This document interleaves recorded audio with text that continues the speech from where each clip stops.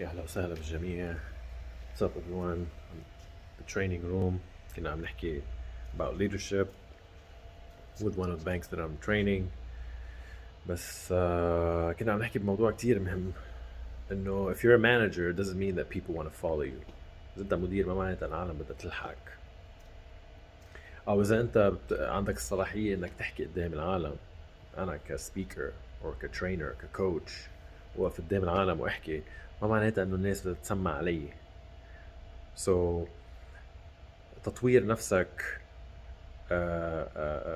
or your communication skills or your charisma is gonna allow you to get to people's hearts، انك توصل للناس والناس بدها تسمع عليك. رجع بعيد، اذا انت عم توقف تحكي قدام العالم it doesn't mean that you're captivating people's attention. So building that capability is something that's very important, such as public speaking or leadership skills or communication skills. It's definitely going to help a lot. I love you guys. See you guys later.